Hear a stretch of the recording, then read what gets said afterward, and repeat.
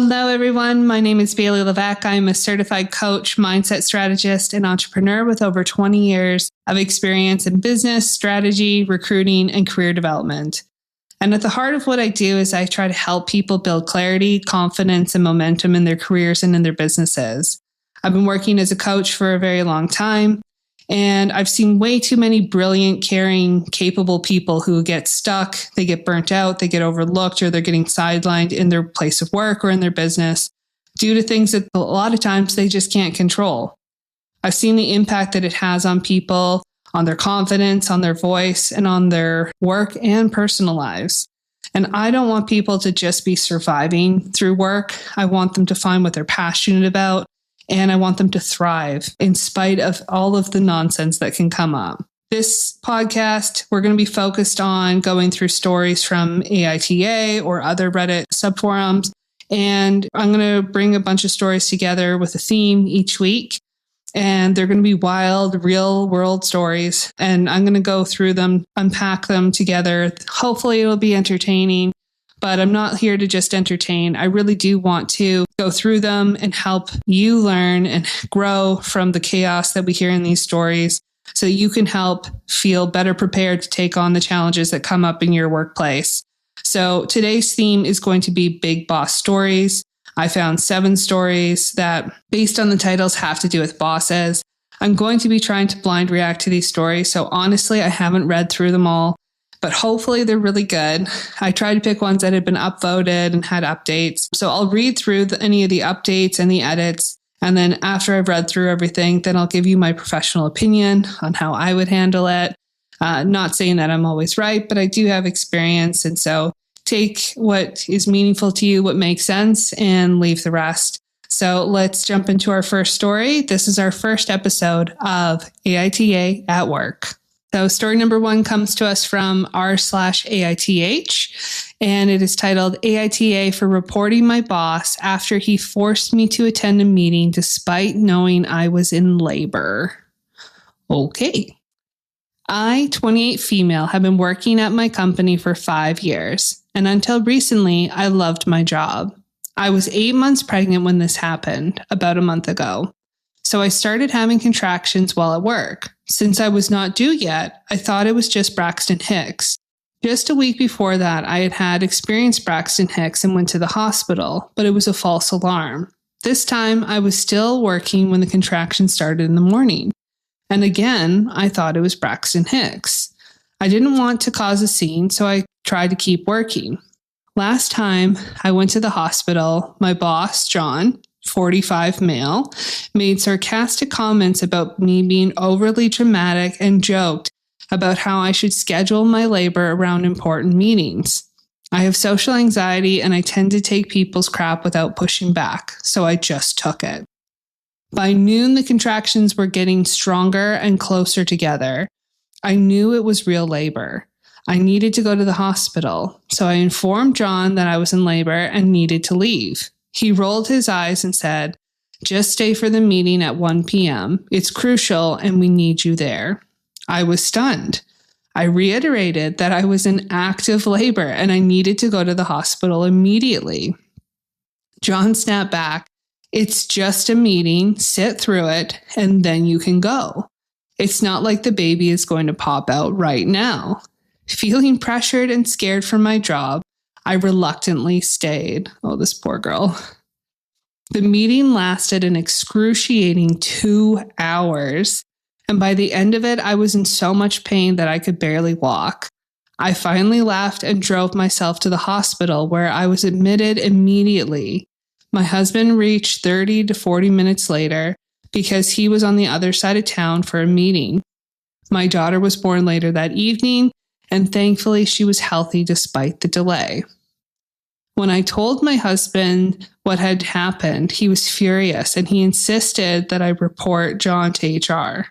I was hesitant because I didn't want to jeopardize my job, but I agreed that it was the right thing to do.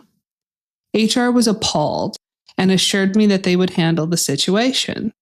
John has since been suspended pending an investigation. The real kicker, during the investigation, it came out that John had emailed the entire office while I was in labor, complaining about my lack of commitment and making fun of me for overreacting. He even implied that I was using my pregnancy as an excuse to get out of work. Wow.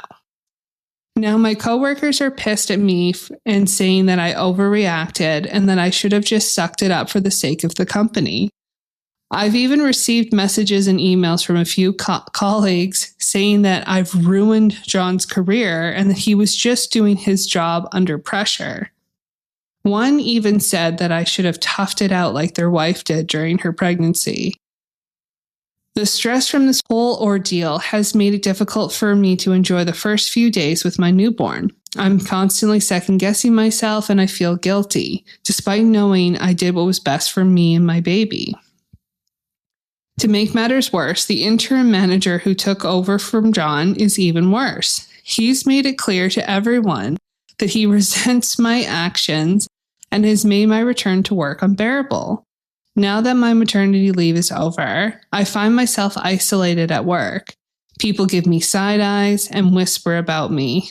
During lunch, I'm alone because no one wants to sit with a troublemaker. It feels like high school all over again, and I dread going to work each day and facing the hostility and judgment.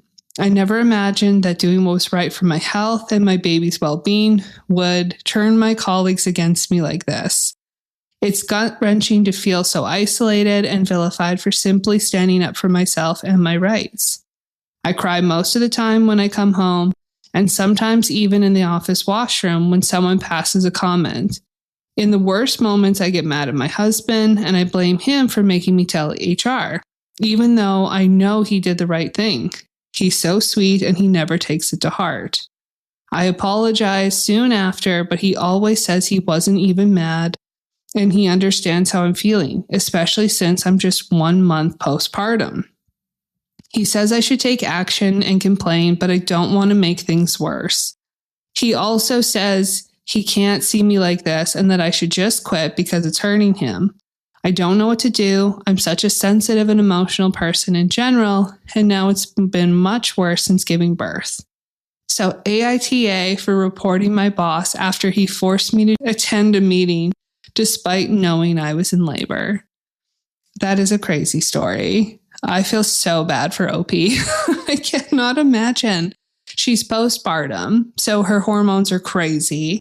If there's women out there that have had babies, you know, I have not had a child, but I know lots and lots of women that have, and I know postpartum is a really intense time. I cannot imagine having to deal with this when you are in a postpartum state. Just the emotions and all of the feelings that would be coming. You're missing your baby and you have to go to this workplace where people are being an asshole to you. I mean, absolutely, you were not the asshole. I'm sure that most people responded. I can't imagine someone responding and saying that she is the asshole in this situation, because absolutely she's not.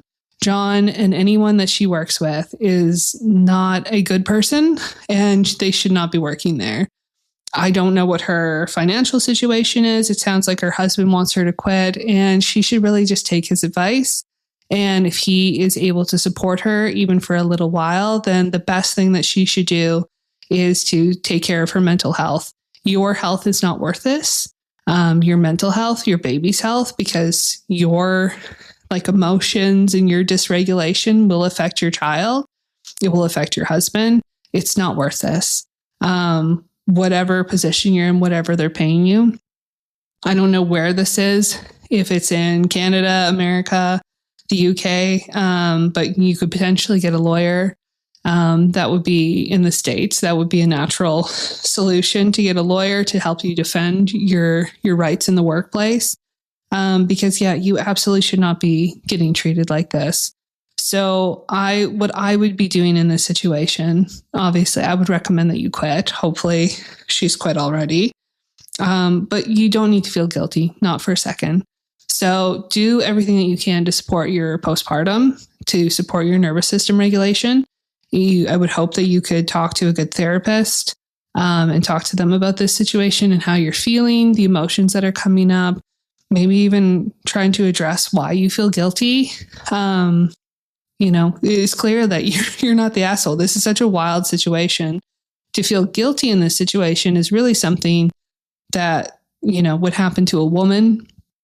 Women are more inclined to be agreeable. We want to be helpful and supportive to especially men in the workplace. And so the fact that you're feeling really guilty that you got someone in trouble when they did such a horrible thing, it's not your fault and you shouldn't feel that bad about it. So the fact that you do, there's maybe some underlying things to work through there. So I would definitely say to try to get some support, just help you through emotionally, help you work through your voice, maybe do some somatic work, regulate your nervous system, spend a lot of time with your baby, and then, look for another job because nothing is worth this. No, not the asshole. Okay, so let's jump into story number 2. This one comes from r/AITA, and it is titled AITA for not wanting my fiance to go to dinner with her boss. So let's jump into it. I'm basically at the point of breaking off my relationship with my fiance because I am so frustrated by this whole thing. I guess this question is among my last salvos to see if I'm being an asshole and unreasonable, or if the problem is on her end. Being with fiance for several years now, she recently graduated and got an amazing HR job with a pretty high profile, we get your DUI charges dropped type law firm. The guy who started the firm is known as being an ambulance chaser, a shyster, and a scammer because, very frankly, he's trying to portray that in his commercials. I've met him a couple of times and in person, and he's a little better, but I still kind of feel like I needed a shower. Oh, intense. So right after New Year's Eve, wife came home and announced that lawyer dude is taking the whole staff out on January 20th because it was his firm's biggest year ever. This is the timeline as near I can remember. January 5th, she tells me to keep January 20th open because SOs are invited, significant others. Cool, I can do that. January 8th, sorry, she was mistaken. It's just a work party. She tells me it's cool if I make other plans that night. Okay, no problem. January 13th, she lets it slip. It's not really a party for the whole office, just for the people boss thinks were part of the success. I'm starting to get a little WTF-y here. January 14th, miraculously, all the people going to dinner with the boss are under the age of 30 and female. Now my alarm bells are really going off. January 18th, the list is now down to 2 people, my wife and another new attorney. So if I'm hearing this correctly, the 2 people mainly responsible for this 20-year-old company's biggest year ever are both recent college grads, both female and both around 25. Fiance says, "Aren't you proud of me?" Today, the big boss texts her at like 11 a.m. and says, "Hey, this is supposed to be a celebration. Don't drive. I'll send a car service for you." Fiance still doesn't smell anything fishy, so I ask her, just for my own edification, what he says if she tells him that's a great offer, but my fiance knows the restaurant and he can drive me. Boss replies back in seconds saying, "Sorry, if I had to change restaurants at the last minute, I'll send the car." My fiance looks at me apparently without the screeching submarine klaxon and Klieg lights that are going off in my head and says, "See, it's all cool. I'll just take the car service." I am freaking the fuck out. I told her she can't go. She called me a controlling asshole. I told her that this whole thing has been shady as fuck, and I relayed out the timeline just posted above using my texts and emails from her as evidence. She said that me hoarding evidence like this is an example of how I'm a controlling asshole, and she wants to go to dinner now more than ever. I told her I might be an asshole, but I'm not stupid. She told me over and over again, he's married. He can't do anything that would affect his marriage. So you're being the stupid one. That leads me to believe that even she understands the larger implications that are at play here. She locked herself in her bedroom and hasn't come out for at least an hour. I don't know what to do. I can't beat the door down or yell at her. And I think that this is one of those situations where if the shoe was on the other foot, she'd be freaking the fuck out. And I'd see her reaction and just call it off. So AITA. Okay, there's a few updates and edits. Okay, edit 1. It's 5:30 here. The car service picked her up at 5:15. I guess it's up to fate now if I'm a controlling asshole or if she didn't see it, whatever is coming is coming. Edit number 2. She just got home and said, only, I don't want to fucking talk about it. And she's back talking to who I assume is her sister. Okay, I think she was on the phone.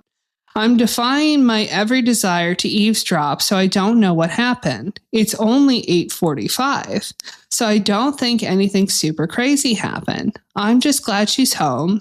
If it's appropriate, I'll update when I know more. Edit number 3.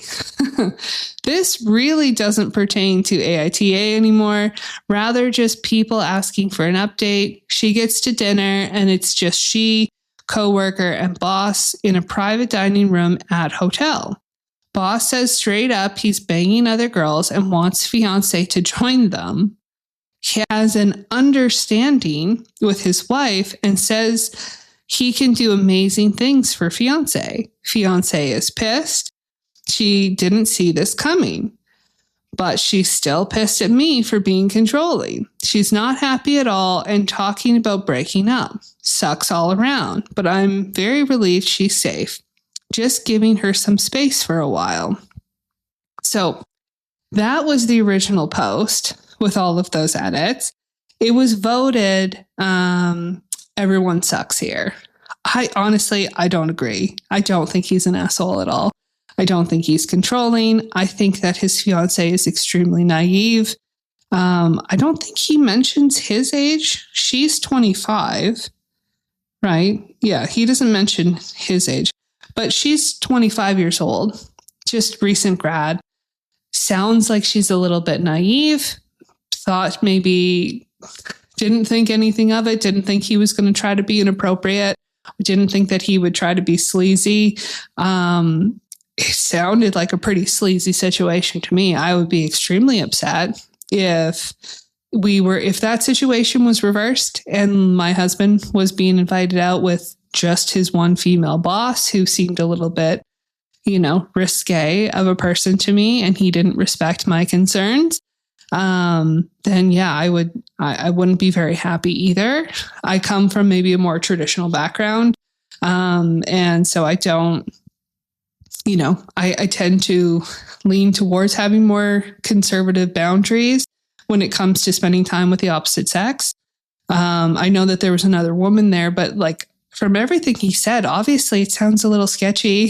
So I don't think he was being an asshole. I think he was trying to be looking out for his woman, and I think rightfully so. It sounds like, ambulance chasers have reputations. He met this guy. He felt that way about him. So, I don't agree with everyone sucks here. I don't think this guy sucks. I think he sounds like he's someone that tries to look out for the people that he cares about and tries to be protective. He just didn't want her to get hurt. He doesn't talk about how he's just trying to make sure she doesn't go off with some other guy. He's saying he just wants to make sure that she's protected and that she's not taken advantage of. And this boss absolutely is terrible. He should not be having private dinners at hotels with young female employees. The power dynamics are all bad. The optics are all bad. So, he's the asshole in this situation. I don't think she's an asshole. I think that she's just a bit naive from what it sounds like. So I would definitely say, he did the right thing in trying to protect her. But also, if he was really that controlling, he would have tried to stop her from leaving the house or the apartment. He didn't do that. He let her go. And it doesn't even sound like he's prying too much about everything. So I don't think he sounds like an asshole, but let's hold. There is an update. So let's see. This one was posted in a separate post. So I will see what this is about because I have not read this. So update for AITA for not wanting my fiance to go to dinner with her boss. Shit hit the fan on Tuesday. Okay. The judgment was essentially everyone here sucks, which I can accept because I should have never used the words or phrasing, you can't go to dinner. See, honestly, he sounds like a nice guy. To have the self-awareness that he can see how that phrasing would come across controlling, I don't think he's an asshole. Anyway, even though the situation was drowning in more red flags than Comintern Mayday Parade. Boy, interesting. This guy is clearly into history or something. Okay, fair enough. She didn't speak to me all day Monday, and the last words I heard from her Sunday night after she got home, as she slammed the door to our bedroom saying, "You're still a controlling asshole, we're breaking up." Her nuclear bomb is always saying, "We're breaking up," whenever she doesn't have the upper hand in an argument. So I didn't make much of it. And in reality, I was just relieved that she was home and apparently nothing bad happened at the dinner. So like I said, Monday, she didn't say a word to me. I was only able to get into our bedroom to get some clothes and couch shit again Monday night. Whatever, she was pissed. She was embarrassed that she didn't see it coming. She was angry at me, and I figured I'd give her some space. So I did. Agreed. It sounds like she was very embarrassed that she was so naive. Tuesday morning, I noticed that she was getting ready for work. I couldn't keep my mouth shut anymore, and I incredulously asked her if she was really going back to that fucking job. She said, "Why wouldn't I?" I told her because the fucking owner of the company had done a month-long manipulation to get her into a threesome with his other side piece. She said I was a fucking idiot. I was fucking flabbergasted. As she was stomping around the house, putting her shoes on, putting on her makeup and whatnot, I told her that if she shows up at that office today and doesn't quit or follow up with the state bar, that he is going to know that she's okay with what happened, at least on the surface. Even if she doesn't have sex with him, he knows that she has a really high tolerance for this bullshit, and he's going to keep working at her. I also told her that she has an MBA with a focus in HR. It shouldn't take a fucking redneck auto mechanic to tell her this shit. I own a foreign specialty auto repair facility with my uncle.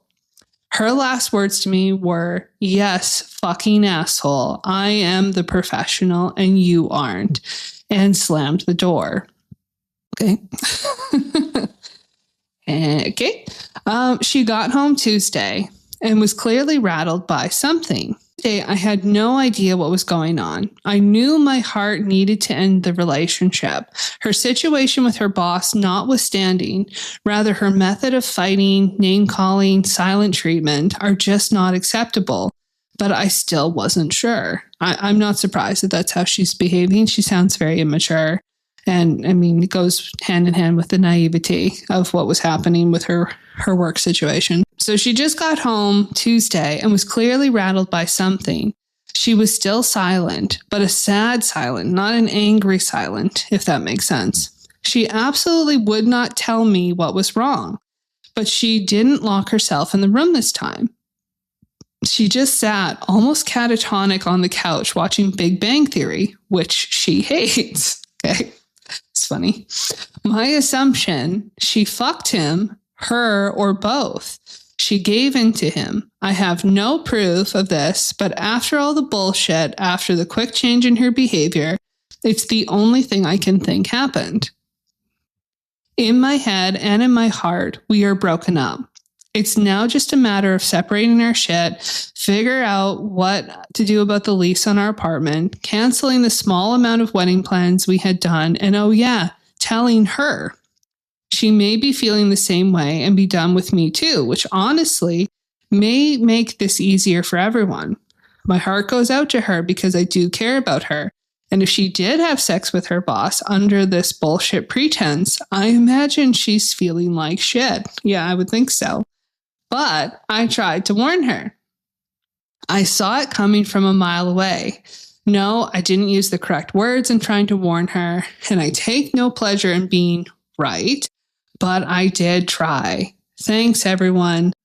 Okay, on this update, he still got voted as everyone sucks here. I don't understand. I don't understand why he would get voted everyone sucks. He is being very mature about this situation. He is being very calm about this situation. He's not screaming at her. He's being very thoughtful and appropriate so far. I don't think he came across that controlling. She's clearly, a little bit young, a little bit immature. She was putting him down for being a mechanic, which is just rude and inappropriate. People that work with their hands and works with trades should be respected just as much as people that work in an office. So her with her fancy MBA and HR job, like she's being the asshole. It's not him. So I don't know.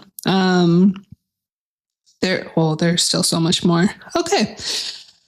Edit number 1 to the update. This is a long one, guys. Sorry. So it is 3:31 p.m. Mountain Standard Time. She's home about 2.5 hours early. She said she wants to take a shower and talk after she's done. I really don't want to do another OP update, but I will update via edit here after we talk. Edit number 2. Now it's about 5:30. This is locked, so I don't know if an edit gets seen or not. Figure I'll try since people seem invested in it. Obviously, this is so much past whether I'm an asshole or not and just into keeping people who wanted to know informed. For some people, I'm a victim, and for some people, I'm a victimizer. That's crazy. He's not a victimizer. I asked for people's opinions, so I will try very hard to keep both in mind going forward. A sincere thank you for your input, good or bad. So, update. She got home at 3:30, was still very pissy, and told me not to ask her any questions until she got out of the shower. And she said she wanted to talk then. She usually gets home at about 6 on the dot, so I knew something was up. I said that was fine, but like literally on pins and needles until she came back into our computer room where I was working. So at 4:15, she comes in with a towel wrapped around her hair and just one around her waist. In my head, I figured if she was really breaking up with me, she wouldn't let me see her boobs. Editorializing her nearly perfect Berkey D-cup boobs. Okay. It wasn't a sexual gesture by any stretch, but it was also showing that she wasn't covering up around me. I took it as a good sign because I wasn't sure about breaking up with her, and at least we had options. So first of all, as nutty as I made her deservingly sound, she has never had compunctions about apologizing when she's wrong. So she said that she wanted to say she was very sorry for all the things she had said to me starting on Sunday. She was sorry for throwing her shoe at me. I don't think he mentioned that before. But yeah, he's throwing stuff. She's putting him down. He's not the asshole. She was sorry for the silent treatment, and she was sorry for doubting my judgment. I told her that I appreciated it. She told me that she quit yesterday, and I told her that I very much agreed with that. She said that yesterday when she went to the office, the boss/owner was waiting for her in her office. This is important to mention. The law firm is an old converted historic house close to downtown. Most of the staff work in what used to be the main house. My fiance's office was literally the outdoor shed or garage. It's a very nice and comfortable conversion, but it's still separated from the main house. So him sitting in her office means that he had to go out in the backyard, find a key that he doesn't usually have, unlock her space, and wait for her.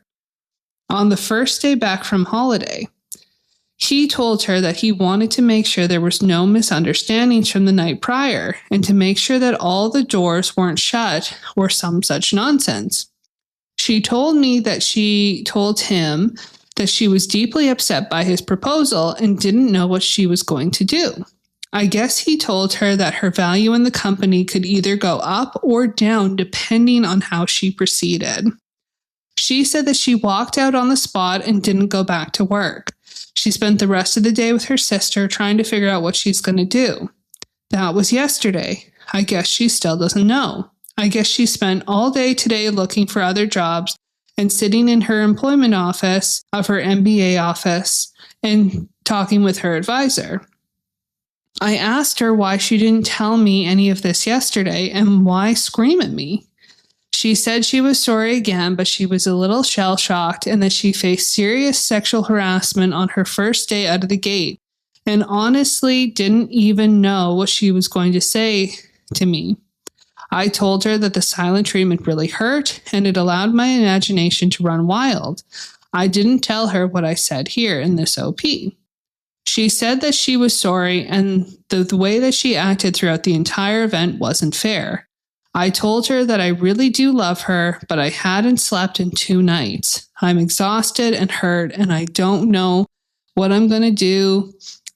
So I'm going to go stay at my uncle's house for at least a few nights to sleep, if nothing else.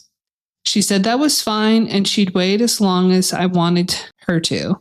I told her that I think we need some counseling, so we need to learn to talk better to each other, and she agreed. So after that, I packed a bag, and now at my uncle's house. He did give me a bare-chested hug and a kiss on the cheek on my way out the door, which was pretty nice. But right now, I need some sleep. What I do know: 1, I want to stay with her. 2, I need to never use the word "you can't go" ever again. 3, I really do love her. 4, we are fine for money without her working. I am a co-owner of an auto repair business with my uncle, and we have had a few great years. Yeah, see, he's making the money and she's putting him down for it, for how he makes it. Not very nice. What I don't know and didn't ask her, at least. 1, what is she going to do about her boss? 2, how this affects her future employment. And 3, that she will realize we are fine without her working and that she takes her time to find a good job with a good boss. I'm sure there's a million other things I'm forgetting or questioning. I'm not answering. I think the mods are sick of this thread, so it's locked. I'm newish to Reddit, so I don't know if you can see this or if you can respond. If it's dead, just don't know, but thanks for the help. Wow. That was quite the saga, I have to say. I have not heard that story before. Yeah, a couple things there, obviously. I've said I don't think he's the asshole. I think he handled all of this very maturely. I think he was very grown up and responsible, and I think he was very kind in the circumstances. Even after all this, she didn't treat him very well. He's still very happy to just support her and take care of her and let her find a job that will treat her better and that she'll love and be passionate about. And I think that that's amazing. We could all be so lucky to find someone willing to do that for us. My husband did that for me. He worked while I was trying to figure out what I wanted to do when I was kind of shifting my passions and wanting to start my own business. So I really think that finding someone like that, she needs to hold on to him. I don't think he was that controlling just for saying you can't ever. I understand in the heat of passion, he's trying to be protective. He's trying to look out for her. It's his instincts to try to, make sure that she's not going to get hurt. And she very easily could have. This boss could have been more forceful. He could have drugged her. He could have done all sorts of things. I have been in a number of workplace harassment situations, and they're very tough to navigate. It's so easy for you to just think, like she said, the first day of work, she experienced harassment, and you just kind of keep going because you don't really know. Am I overblowing this? Am I over exaggerating in my mind? Did I misinterpret the situation? It's so common. And it's kind of the beginning of grooming. And he was clearly trying to groom her into getting her to be a part of, I don't know if it was a full poly relationship, but a threesome with him. So I can sympathize for where she was and but I think she probably just didn't want it to be right. She didn't want her fiance to be correct that this is what was happening. I think, when you're in a workplace, you want to feel like you're being valued for your merits. And then to feel like, oh, he didn't actually value me. He was just trying to sleep with me.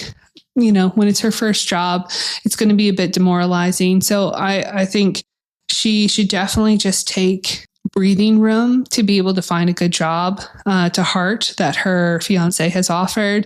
Do some counseling, figure out what you really want, talk to a career coach like myself, work through the mindset issues and through the harassment, and then just kind of go into your next job knowing what your boundaries are going to be so that you don't get put into the same position. And then ultimately that your fiance doesn't get put in the same position, because this would have been really hard for him as well. So, crazy story. Who knows what happened to these people? I hope that they got through it.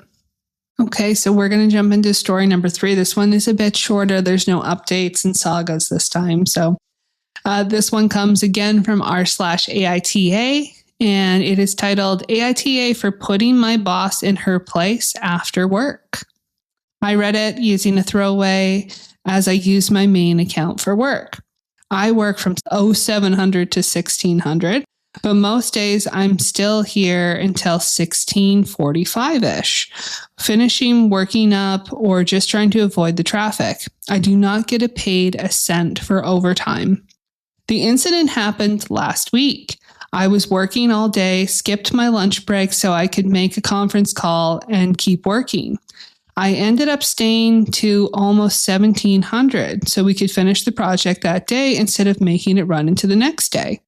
We finished around 1640-ish. After finishing, I loaded up Reddit to just browse for a little bit before leaving, and it was raining, and I didn't want to get wet walking to the subway. My boss walks past my deck and says quite loudly, "Oh, I see. On Reddit, are we? We don't pay you to sit on Reddit at work." This pissed me off. I had stayed late, unpaid, and was just chilling out for 5 minutes. I look at her and replied, "Actually, name redacted. I'm not paid to sit here any later than 1600, but here I am. So don't tell me what I can or can't do. You're not the owner." She replied to me asking if I knew who I was speaking to. I just remained silent, packed my things, and I left for the day. I have received an HR complaint from her stating that I embarrassed her in front of the office and that I was incredibly rude. So, AITA for this reply. It's an interesting one. I absolutely understand why you would be frustrated in that situation. So often bosses become very demanding of our time. I've heard so many stories of people saying my boss tells me he doesn't care if I have a personal life or, put my personal life aside. It doesn't matter what I have to do after work. They only care about their job getting finished, even if it takes them all night. And in some industries, this is kind of standard. Like if you work in the tech industry, that's kind of normal. If something breaks, if something is really critical and you have to stay late or work late or kind of come back to work in the evening, that can all be really normal in certain industries. Obviously, this isn't exactly what's happening here. They're staying late to work on a project. They're feeling completely unappreciated by their boss that they are regularly staying late and that they stayed late this time to finish up a project. They put in a bunch of free, unpaid labor, and the boss didn't appreciate that at all. So I 1000% understand why they were frustrated. Do I think that this is the appropriate way to handle this? No. I don't think that you needed to kind of go at your boss that way. It's not going to attract the right kind of attention. Your goal is to be appreciated for the hours and the work that you're doing. You are not going to get that by responding in such a negative, kind of aggressive, rude way back to your boss, especially, I don't know what genders people are. I don't think it says, it really, you're not going to catch the attention that you want for this.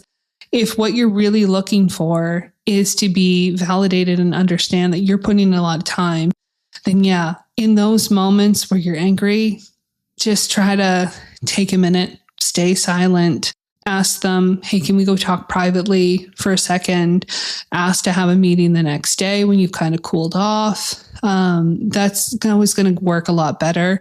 It depends on what your nervous system. Clearly, if you're just responding like that, you're kind of more of a fight responder. I'm much more of a fawn or like a freeze person. And yeah, so just responding that way, it's not going to get you what you want, which is understanding and validation for the hard work that you're putting in. So even if you have that natural response of wanting to snap back at someone, because this is probably a response that you have in other places in your life, just guessing, try to do the 10-second rule, count to 10, like literally in your head, count to 10, and then think, what do I want to say? Instead of just snapping right back.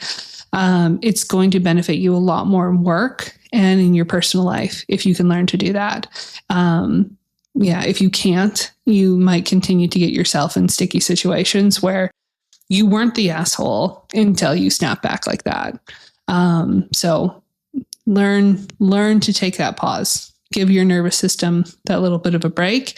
And if you're in a consistent state of dysregulation, then I would work on meditating. I would work on speaking to a counselor, somatic therapist who's able to kind of help you with those things. It's something that I do with my clients, helping them work through these limiting beliefs and these emotional barriers so that we can progress and be successful at work, even when we're dealing with difficult people. So asshole, yes, kind of. And it was voted asshole in the Reddit post. But I understand. And I'm sorry that you went through that. And hopefully that you are working on ways to not have to be the asshole in future situations. All right, we're doing it. We are on to story number 4. So this one again comes from r/AITA, and it is titled AITA for telling my old boss that it's just business. I got my first job out of college at a relatively small, privately owned business in my field. I had interviewed at larger companies, but I liked the smaller company feel, and I thought it would be a great opportunity to get experience in a lot of different areas so that I could advance my career or step into a larger role at a company sooner than I could at a larger one. The current owner of the company had purchased it from the founder a couple years before I arrived, so I inherited a lot of the clients and contracts that the original owner had acquired. The owner didn't believe in annual employee reviews and always said that if anyone had an issue to just talk with him whenever. So after I had been there for about 18 months, I called a meeting with him and asked for a raise. He told me that he would think about it and get back to me. He called me into his office a couple of days later and said we ran some numbers and that he could only afford to offer me a token raise and some extra vacation time with the promise that we would reevaluate things in a year. He told me that it was just business, no hard feelings. This was frustrating to me because I had already been heading many of our more lucrative contracts and projects, and I knew that we were bringing in a lot of revenue that was directly related to my work. About 6 months later, one of our clients that had been with the company since the previous owner and that I had been working closely with since I started approached me about taking a position with them. That would be a huge jump up for me professionally. I thought about it for maybe a week and I decided to take it. I put in my 2 weeks notice and my boss was pissed. He called me ungrateful and said that I was leaving them high and dry. With 1 week left, he told me not to bother coming back into the office for the final week, even though I was in the middle of helping people transition into my projects. At my new job, one of my first tasks was evaluating the contract that my previous job had. I know where this is going. I asked my new boss if this was the kind of conflict of interest, but he said I wasn't the only one working on it and he wanted my opinion. So I tried to be as diligent as I could and found that there were better and more affordable options for us than my previous job. The other people evaluating the contract found the same thing. So the higher-ups decided not to renew the contract with my previous boss. When he found out about it, my old boss reached out to me and called me a traitor, and they accused me of purposely telling my new boss to end the contract out of spite against him. I told him that I don't appreciate being accused of such things and that it was just business, no hard feelings.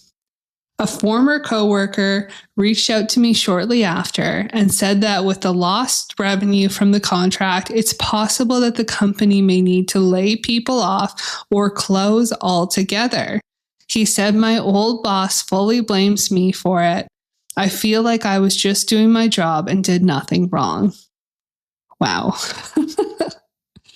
Okay. I mean, I can see how this would feel like, very satisfying. There's so many workplaces where they tell you, we're all a family and everyone's so important and you just really have to take one for the team. But they don't actually treat you that way, and not valuing the work that he was doing.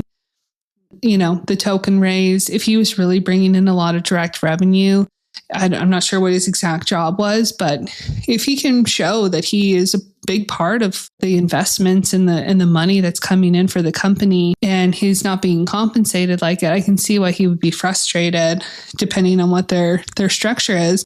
He's absolutely not the asshole for going to a different company. I don't think that he did anything wrong by making that choice. It doesn't sound like he did it out of pettiness, but it makes sense for for this other company that if they want to save money, the economy is tough right now. So if they're looking to save money and they have someone that they can go with that's a bit cheaper, then yeah, they're right to do that. And this old boss, if the company was so tight on funds and things were so uncertain that one client leaving is going to just completely destroy your company, that's on him. It's the responsibility, it's the extreme ownership that you take on when you're the boss. Everything comes down to you. If the company sinks or swims, it's on you. I know this for my businesses. If anything goes wrong, if I lose clients, it's my job to find new ones so that I can continue to pay people. That's why we're always looking for new clients. Because I'm in an industry and I have a marketing agency, and there's a cycle to it. Where there is some come and go, but for the most part, I've maintained really good relationships with our clients and we don't get a lot of turnover. But yeah, absolutely not the asshole. He was voted not the asshole. I'm glad that he was able to find a job that likely has more stability and more upward trajectory. I think he was very smart to go with an old established smaller company to try to get that experience, because he's right. He's thinking about it the right way, starting out with a smaller company and using that to kind of, get your legs under you and learn more and try to grow from that, and then take that experience and going into a bigger company. I think that's a great way to go. I think you can get pretty lost if you go straight from school, no experience, into like a big company. Like if you go into work for Google and you're straight out of school, you might get a little bit lost. It'll be harder to get mentorship. It'll be harder to get big responsibilities. Whereas a smaller company, they're always more eager for people to just take on as much as they're willing to. So yeah, he was very smart about this. He didn't do anything wrong.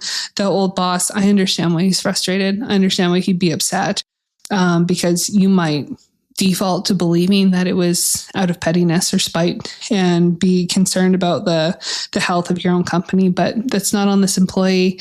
And honestly, it doesn't really sound like even if he had given them like a raise, I don't think it would have made a difference. This opportunity that they got from this client sounds like it was a good one, and that it made sense for them, and it probably wouldn't have changed anything. So I think everything worked out how it was kind of meant to in this situation. All right, so story number 5. It comes from AITH, and it is titled AITA for forwarding my husband's group text messages to our boss and HR. So my 36 female and husband, 39 male, are likely divorcing. We've been married for 7 years, and a year and 2 months ago, I gave birth to our daughter. My husband and I work at the same company and in the same department. Until very recently, I worked as an administrative assistant there while my husband is a marketing associate. I was recently promoted to marketing analyst, which is just one step below associate. My husband was part of an all-male friends group in the department that I believe has helped him at work. His friend group includes a VP of marketing who we'll call Ted. And for reference, Ted's boss is the senior VP of marketing, who is Allison.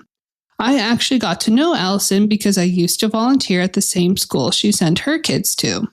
I know enough about her to know that she hates when people disparage moms. For about a year after I gave birth, I was focused on getting back on track health-wise and professionally.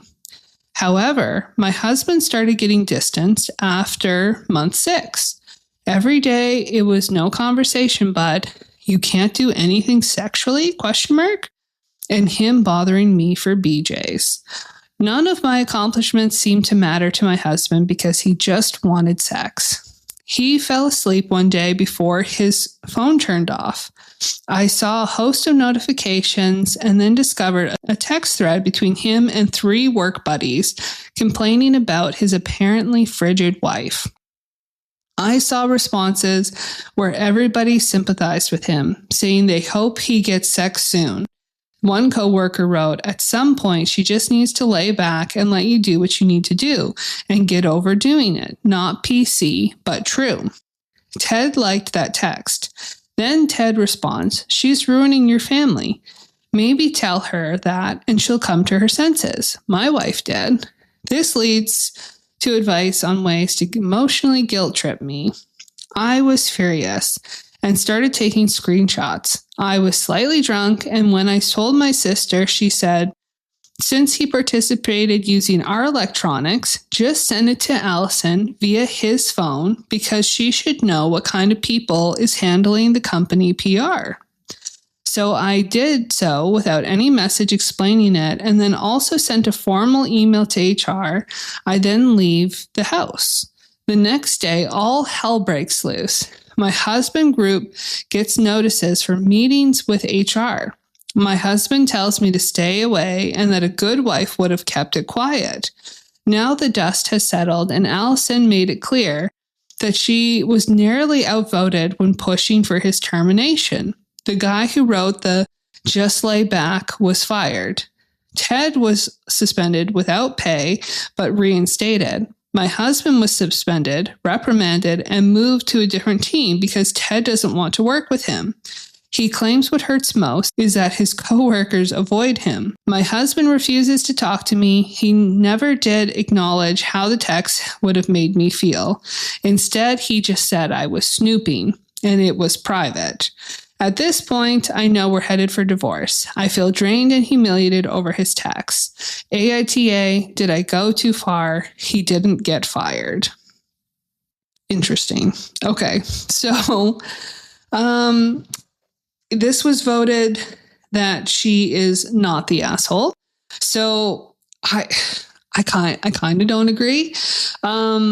I think that when you are in a marriage, you are in a partnership. And yes, he was not treating her how she would want to be treated, in that he was, complaining to his friends and looking for advice. There's healthy ways to try to get advice and trying to get feedback from other trusted men in your life. If you're another man, if they've gone through similar things, and maybe that's how it all started. Some of their comments, obviously, she didn't take kindly to. But do I think that this is her actions were appropriate? Absolutely not. I don't think that that is a healthy way to deal with something in a marriage. I really think that people are too quick to jump to thinking that they should just get divorced and that this marriage can just be temporary. Okay, he's struggling. You're struggling. You've had a baby, you're postpartum, you're not feeling good about yourself. He is also probably not feeling very good about himself because, the dynamics change very drastically after you have a baby, and they change as well for the men. And it can be really hard for men. And if he doesn't have good support, he was trying to get support, didn't find good support. And, it's something that the two of you should have had a real conversation with. There should have been counseling, good communication, probably a lot of other things that could have happened before it got to this. Even like we talked about in the last story, like not the last one, the one before, but the reactionary aspect of this, her reaction to just be, oh, I'm just going to blast this because I'm pissed at him. Therefore, he needs to be punished. He needs to suffer because he's embarrassed me. That's also not like an appropriate reaction. What he did wasn't right, but what you did wasn't right either. You shouldn't be, trying to punish your husband who you've chosen to marry and have children with because he's embarrassed you. There's serious conversations that need to happen, but they should be handled privately. Just sending stuff to his boss, trying to get him fired, trying to get his friends fired. I would hope this doesn't make you feel like good and justified about what you did. We are adults. When you are in a marriage, you're in a dedicated relationship with that person. You should have their back. He should have yours as well. Not saying that what he did was right, but the way that you handled it in retribution was not appropriate either. I believe very much in just healthy communication and dialogue, and at least trying that first. It would be one thing if you saw them, you addressed it with your husband, you talked to him about it, and he was not apologetic. You couldn't get him to have like a healthy discourse about it. You tried to go to counseling and that wasn't successful. And then you felt like, well, I can't work with these people due to the embarrassment. So I need to address this with my boss. But to just reactionary send it off to the boss and getting these people fired and all of that kind of stuff, I don't think that that's appropriate. I don't think that that's justified because, you didn't do the things that you needed to do in the relationship. I don't believe that we need to bring ourselves down. If someone is acting immature in your relationship and your dynamic, whether it is coworker, your boss, whether it's your spouse, your parents, whoever, coming down and acting just as immature is never going to get anyone anywhere. So we need to take the higher ground. We need to elevate ourselves, elevate the situation, and try to work through it healthy instead of this. So a lot of people, it seems, were quite on this woman's side and thought like, oh, good for you. I don't agree. I just don't think that that's the right way to handle this. So there is an update. So we'll read that. So my post clearly blew up, and it was heartwarming seeing some of the responses that understood how violating seeing those texts made me feel. I understand they would feel violating. Absolutely, it would be embarrassing. But again, I still don't think that that's like the right reaction. It wasn't just my husband, but my coworkers and my superior talking about me in a sexual manner.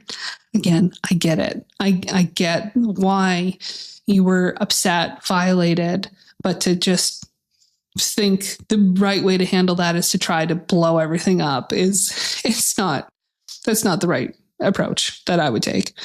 I know a lot of other commentators and direct messages were very offended and were rooting for the worst for me, that my reality conformed to their preferred reality, that I'd be fired, thrown to the street, banned from seeing my daughter while my husband moved in a younger woman who my daughter will call mom. Okay, wow. All of these have been in either comments or messages I've received from Redditors. I get it. I posted about me taking a stand and affecting a man's career, so some people here would like me tarred and feathers. I'm so sorry to spoil that revenge fantasy for some of you, but here is what has progressed since my last post. Again, let me say, I don't agree with anyone that sent her a message telling her that she should lose her child and that she should be thrown on the streets and all of that thing. I don't agree with that either. I think people have gotten way too comfortable in this world, especially on Reddit. People are so mean, and like you kind of have to know what you're up for if you go on Reddit. Yeah, but people can be really mean, and that's not okay either. I would say everyone sucks in this situation, is what my vote would have been. I think she didn't act right. He didn't act right. And the people commenting and posting, sending her messages on Reddit didn't act right either. So we just try to be nice to each other. Is that possible? Anyway, I don't think she should be tarred and feathered. I just don't think she did exactly the right thing. So, okay. So I was in the process of filing for divorce and already had been speaking with and paying an attorney. My attorney has had experience fighting contentious divorces in court, but says our divorce isn't worth being vindictive. His tune is, it doesn't matter who did what. With your assets, it's just dividing 50-50. If either side wants to fight, you're all going to run out of money before October. Okay. I'm back in the house and my husband is living with his parents. Our plan is to alternate 50-50 because even if our daughter can understand divorce, like other kids might, we still want her to stay under the roof she's always known. My husband says he won't talk bad about me to our daughter, but won't pretend to be my friend either, or communicate with me beyond anything concerning our daughter. We plan on downloading a co-parenting app, the one kind commenter recommended. My husband was texting coworkers on his personal phone, but through a company-issued Google Voice number on it. They had been in a group chat about work-related stuff, but it devolved from there. In work terms, Ted hates me, but he seems to hate my husband even more. Ted was the one who had requested that my husband don't work with him anymore and ignores him when he speaks. Allison doesn't even ignore my husband completely. My husband is on a PIP of sorts, and Allison didn't tell me about almost firing my husband. She said that to my husband. To the commenter saying Allison will be fired, her uncle is a member of the board of directors who once served as an interim CEO. A former mentor of my husband pulled him aside and said that he should be aware the companies making cuts in the marketing departments always get hit the hardest in layoffs. He said not to think he's being laid off or anything, but just a heads up that nothing is personal. So both him and I are looking for new jobs. For me, I have not been bothered at work. The company has more than one location and Allison offered to help me transfer.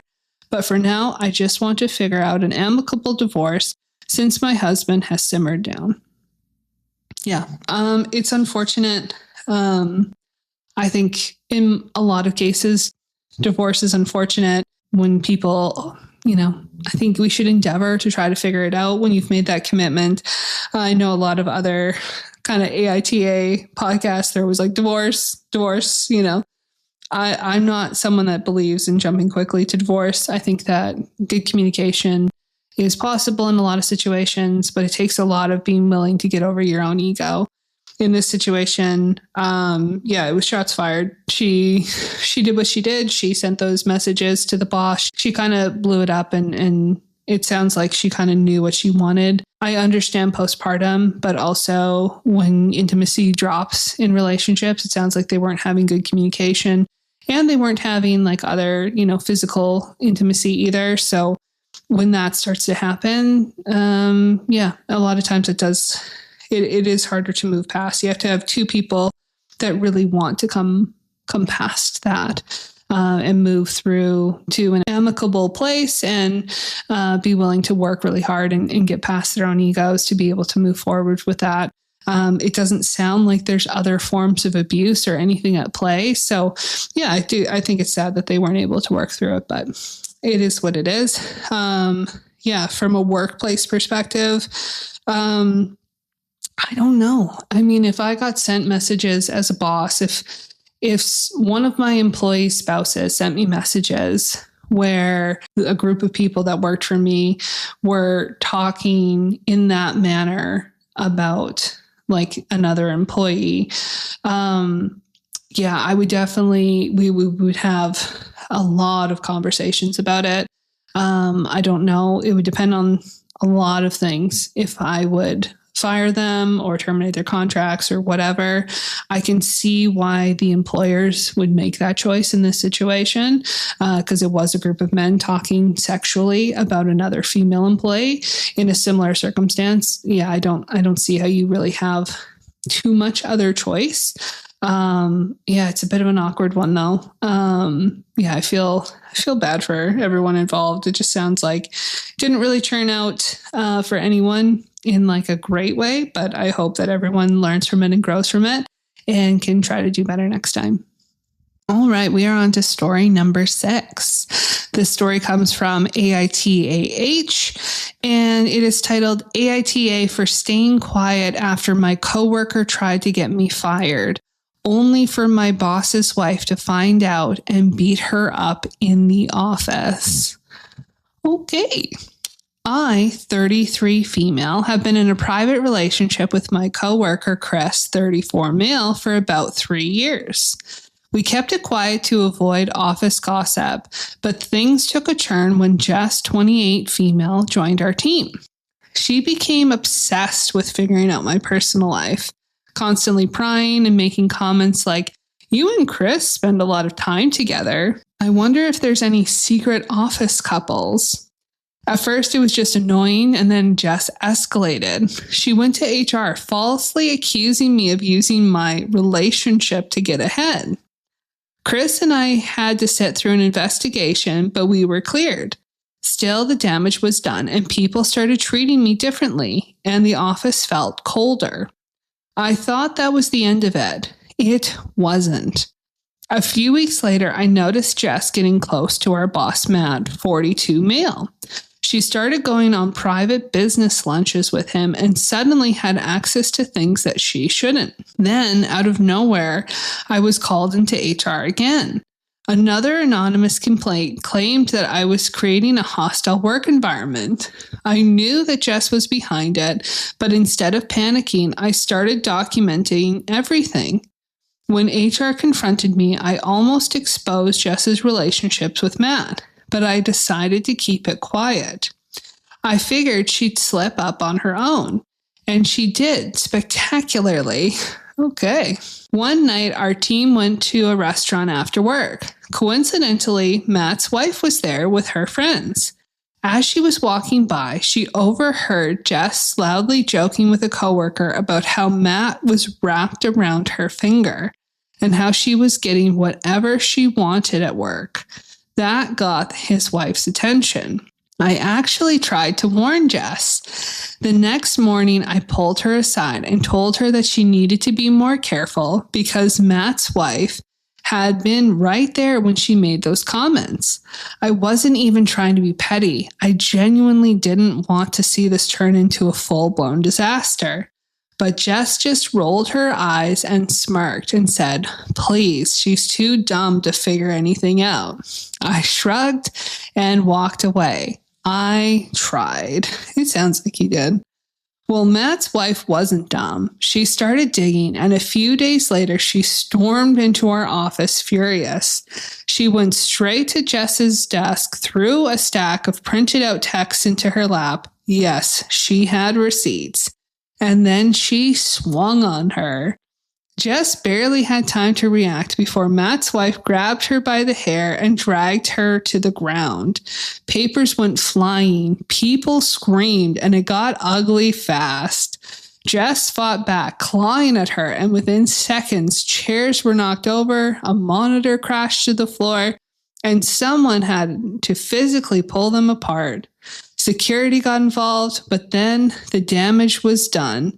The cops were called because Matt's wife would not let up, screaming about how Jess was a homewrecker and that she deserved worse. HR immediately stepped in and it was chaos. Employees were filming, people were panicking, and Matt looked like he wanted to disappear.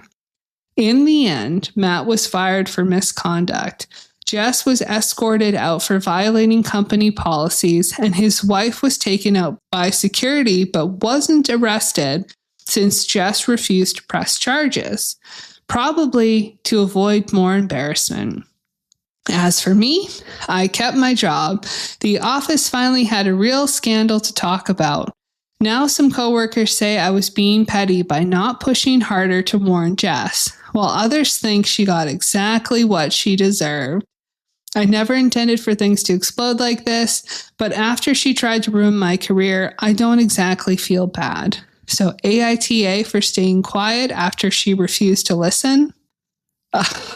I mean, no, of course not. Of course you're not the asshole in this situation. It's so crazy. Just as the asshole, you won't be surprised. I don't condone violence, so I don't think that the wife acted appropriately either. I understand you find out that your husband's having an affair. And I understand why that would make you very angry, very upset, very embarrassed feeling. But I don't think that going into an office place and publicly being violent towards the woman having an affair is like the right instinct. It's very reactionary. It's very fight nervous system. So yeah, again, I would want to address the reasons why that felt like the right choice. But yeah, as far as Jess goes, any woman that is willing to have an affair with a married man, especially one in her workplace, there is special types of mental, emotional, personal trauma issues, I think, that go into leading to that happening for someone. And so I think Jess obviously needs to work through her issues. I think that she was right to not press charges against the wife. That shows a lot of compassion and understanding for why the wife had that reaction. So I think that there's some hope there, that hopefully with a little bit of counseling and therapy, Jess can work through her issues and figure out, why did I let myself do that? Why did I get into this situation? Because I can't imagine that it has anything really to do with wanting to get ahead at work, that it's really about not feeling valuable inside and just other issues that she's going to need to work through in order to find like a happy, successful relationship. So as far as the OP is concerned, not the asshole, not at all. You did try to warn her. I think that's exceptionally kind of you, to try to give her a heads up, because she might not even know what her boss's wife looks like. So to try to give her that kind of heads up is very kind in this situation when she's been a little bit difficult to work with. I'm happy for OP. It'll be much nicer for her to work wherever she's working. She can still continue her relationship with Chris in peace and not have to deal with any more drama, and hopefully a better boss. Because again, if your boss is someone that is going to be sleeping with more junior employees, it's not possible that they're a great boss. I just don't believe that you don't have the life skills to be like an exceptionally good boss, because good bosses take ownership of their actions and they lead by example. So, not the asshole. Glad that they weren't involved in the violence in any way. And I think he's, very kind of them to try to help. And hopefully it's a good cautionary tale to anyone that was involved in this. All right, everyone, we are on to our last story. So story number 7 is coming to us from AITA and it is titled AITA for telling my boss they either fire their new employee or I'm gone, brackets, which resulted in them firing her. So I have worked at a small local business for almost 12 years now. We have about 8 employees currently, and we are short-staffed. About 3 weeks ago, they hired on some woman in her 50s who we will call Karen. Karen, in the beginning, was very appreciative of being hired on, as her husband is out of work following a car wreck, and her home is in the process of foreclosure. She stated that she had been searching for employment for months, but no one would hire her because she had 0 employment history. She was a stay-at-home wife with no kids. Really? Oh, that's interesting. I didn't. Stay-at-home wife with no kids. Normally, so if you're a stay-at-home mom on your resume, if you're trying to look for work after being out of work, after having children, I always say list yourself as like the CEO of your family, because the amount of things that you've had to do as a wife and mother shows an exceptional amount of ability to be adaptable, to be hardworking, to be dedicated, to be loyal. All of these things, they're fantastic qualities. And also to be able to drive the ship, to be in charge of a number of moving pieces. So I always say list yourself as the CEO. But yeah, with no kids, it's interesting. Depending on the types of things that you handled for your household, you could still do the same thing, but it might be a little bit confusing for people that you don't have children and we're just like a stay-at-home wife. It's less common, but anyway, back to the story. So in the beginning, Karen and I got along well enough, but shit hit the fan last week. She stated that she has 5 dogs, and I simply made the comment that I don't like dogs and could never have one as a pet. I told her that I like other people's dogs well enough, but I could never have my own. She took it as a personal attack, apparently. She turned around in her chair and avoided me for the rest of the shift. That night, my phone starts blowing up with Facebook notifications from her. I don't have her as a friend on there. She was going through and laugh reacting at every single photo of my children that were posted as public or tagged photos. If that weren't bad enough, she then comments underneath a photo of my youngest 4-month-old. Ew, you don't like dogs, but you like these ugly things, with 2 vomit emojis. And another comment, not even 30 seconds later, on a photo of my 12-year-old son and 10-year-old daughter saying, quote, gross. Sorry, I shouldn't be laughing, but it's so absurd. It's the absurdity that's making me laugh. I screenshot everything and then block her. The next day I go to my boss and hand over my phone with all the screenshots pulled up. I tell him, either you fire her right now or I'm gone. I refuse to be in the same workplace as this bitch. Well, Karen just happened to walk into the office while I was in there, and he immediately told her to collect her items from her desk and leave. She asked why he was pointed to the screenshots on my phone and said, this is why. She started berating me, of course, because I got her fired.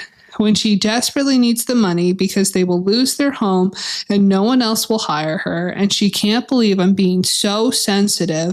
And she just wanted me to feel how she felt when I threw in her face that I don't like dogs. So, AITA, oh my gosh, of course not. You're not the asshole for this. That's crazy. I mean, it's crazy to me. Like, do you not think that your boss is going to find out that you're harassing another employee's children and family? You're just posting that, like, you think their children are gross online and there's not going to be consequences to that. I mean, they've never had a job before. I don't remember if it says how old Karen is. Okay, she's in her 50s.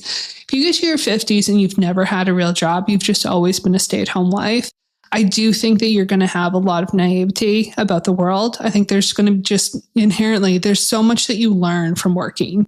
There's so much you learn about how the world works, how other people interact with people in a professional setting, that, yeah, I think she would be missing that part of knowledge of what's appropriate and what's not appropriate. And also just how people might respond in certain situations.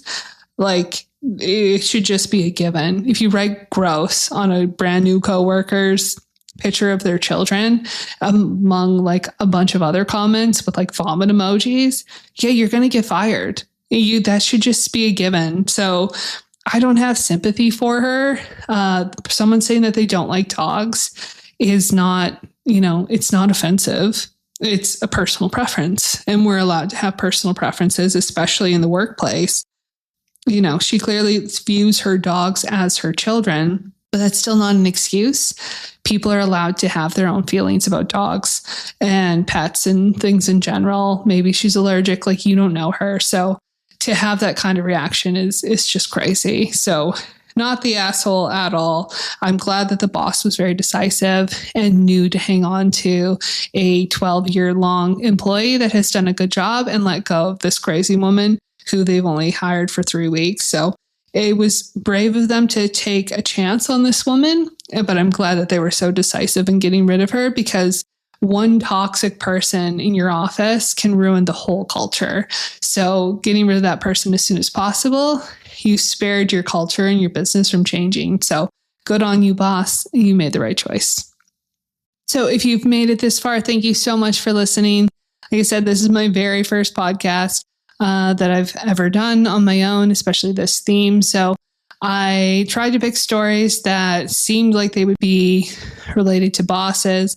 They weren't all necessarily super boss related. There was a boss in all of them. They were all workplace related. So I'll try to do a little bit of a better job of curating the stories to a specific theme, but they were all certainly very interesting and very entertaining.